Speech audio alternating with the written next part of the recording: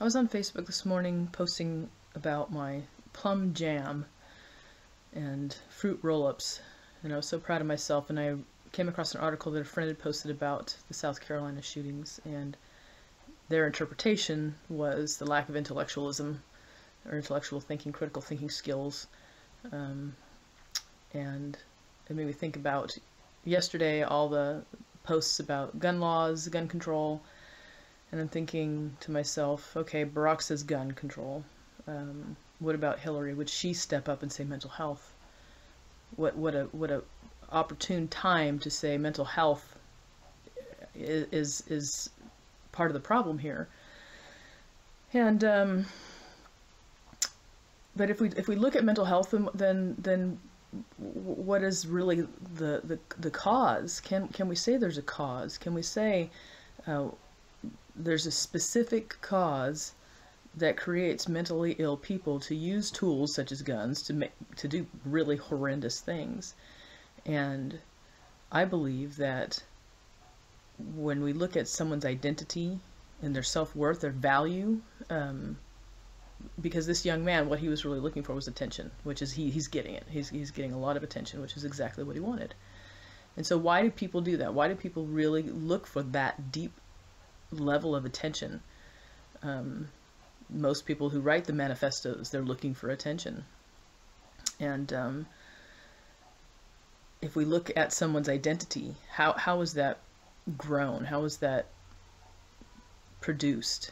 And I believe that everyone's born with an identity, a distinct identity. They have their favorite color, their favorite flower, their favorite foods, whether they like the ocean more than the desert more than the mountains. They have their own unique self. And if they're raised in an environment where that's not grown and poured into so that it flourishes, many people grow up and they say, I don't know myself. I don't know who I am. And if they don't get adequate attention, they're going to get negative attention, and they'll get it however they can. And so often I hear people say, well, I give my kids plenty of attention, but is it effective and healthy attention? Is it the attention that their personal needs, their internal drives need? Is it effective? Are we effectively giving them attention? I say often proximity is not attention. It doesn't create relationship. Just because you're in the same room with somebody doesn't mean you're having a relationship with them. And so giving effective attention. So children need control and attention. They need effective controls, healthy, effective controls, whether that's positive or negative consequences. And they also need healthy, effective attention. And if their identity is damaged or abused, they don't know how to function well, and they will constantly be trying to get either control or attention. And so if we think about somebody specifically, the easiest one is for children of violent alcoholics. So their identity is basically non-existent. They spend most of their childhood trying to avoid violence, and so they'll come into a home, walk on eggshells all the time, wondering, is the person going to be awake? Are they going to be sober? If they're not, what's going to happen? Looking over the shoulder all the time, and so their identity technically gets neglected. And then if it's a verbally or emotionally violent situation, their identity gets abused. You're this, you're that, you're no good, you're a slob, lazy, stupid. And so their identity becomes traces of all these messages. So they grow up looking for, a resolution to all those negative messages. And they can resort to extremely violent resolutions, sadly. And so I when I speak about this, I tell people, you weren't born damaged. You weren't born with low self-esteem.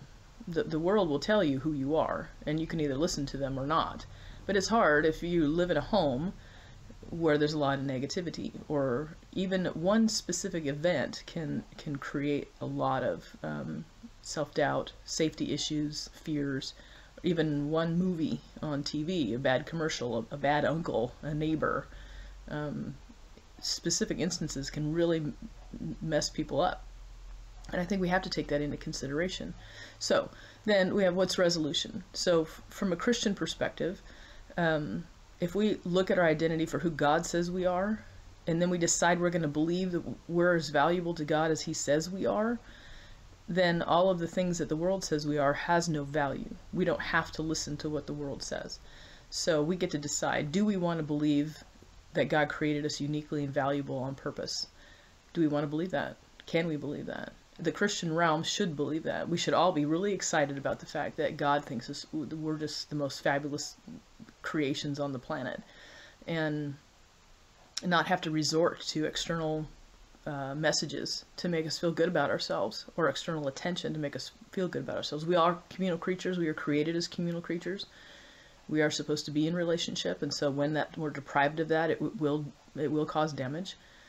But I think that it's important that we see that if our identity that God created us and gave us, that little part of us, when he says, I'm going to make you, and he thought about you, and he was excited about who you were, and thought, hey, this is going to be the most unique creature I've ever created, and he made you like nothing else, and he was excited about that, and he will never abandon you. He loves you deeply, cares about you every day.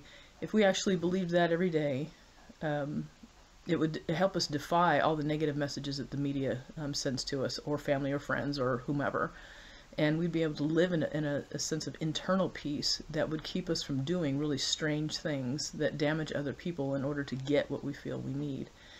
And in the end, it's important for you to hear that I in no way excuse anybody's negative behavior. It explains their negative behavior, but it does not excuse their negative behavior. Bad coping skills are a choice, and we need to learn how to have healthier coping skills. And I hope that you will get out a Bible and look and see, what does God say about who you are, who he created you to be?